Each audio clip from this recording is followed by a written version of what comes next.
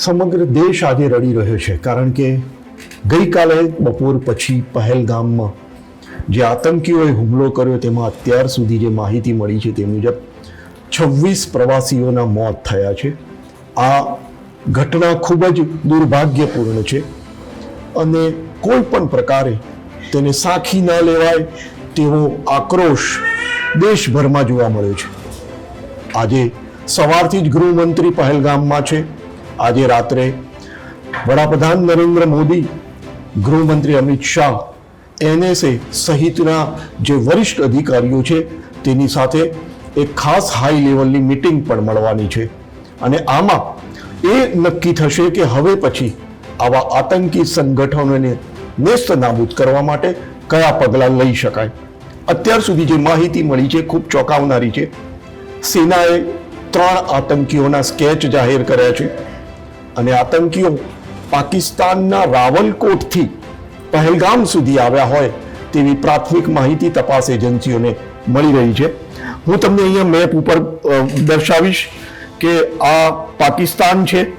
આપ જોઈ રહ્યા છો, આ પાકિસ્તાન છે અને આ પાકિસ્તાનનું રાવલકોટ શહેર છે અને ત્યાંથી પહેલગામ લગભગ 7 કલાક અને 5 મિનિટના અંતરે આવેલું છે.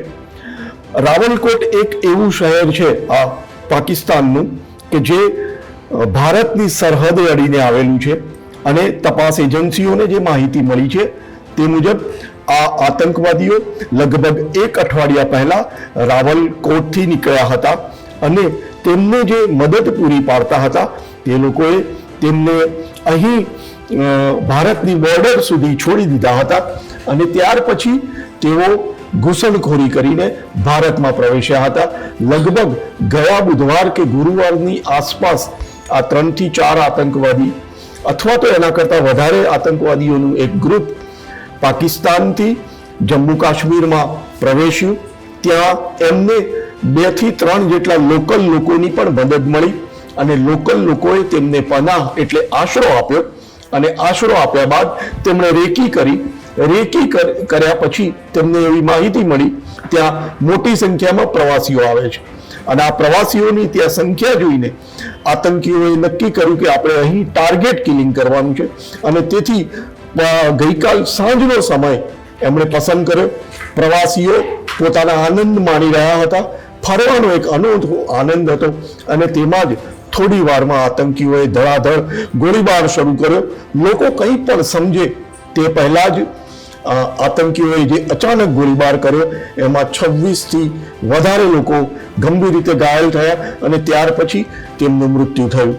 અહીં આપને આ મેપ દ્વારા હું એ જ જણાવવા માંગુ છું કે આતંકીઓ 7 કલાકનું અંતર કાપ્યા પછી ભારતમાં પ્રવેશ્યા હતા અને અહીં પહેલગામ આવીને એક કરુણ ઘટનાને અંજામ આપ્યો હતો.